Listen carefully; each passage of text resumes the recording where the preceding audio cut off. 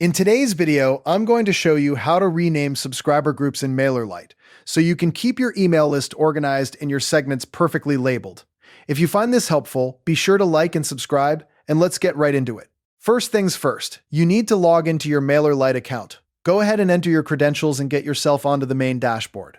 Once you're in, look over to the left-hand side of your screen where you'll see the main navigation menu. You want to click on Subscribers. This takes you to the heart of your audience management, where all your contacts live.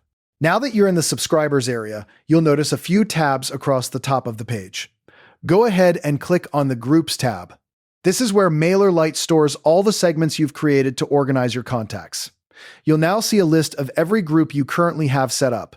Scroll through this list and locate the specific group you want to rename. Take your time to make sure you've got the right one, especially if you have a long list. Once you've found the group, look to the far right side of that row. You'll see a small icon with 3 dots, often called a kebab menu or an options button. Click on that 3-dot menu. A drop-down menu will appear with several actions you can take for that group. From this menu, select Rename Group or Edit Group Name, depending on your version of the interface. A text field or pop-up window should appear, allowing you to edit the current name.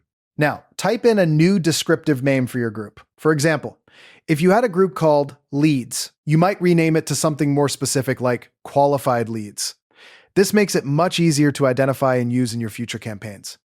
Before you finalize it, take a moment to review the new name. Check the spelling, make sure it's consistent with your naming conventions, and that it clearly describes the subscribers within that group. When you're happy with it, click the Save or Update button to apply the change. After saving, it's always a good idea to verify that the update took effect. Look back at your groups list and confirm that the new name is showing up correctly. But renaming doesn't stop there. Since that group may be linked to other parts of your account, you should check any forms or automations that reference it.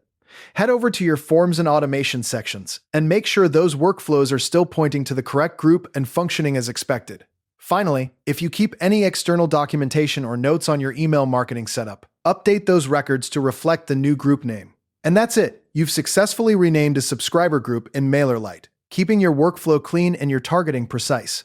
Thanks for watching, and I'll see you in the next one.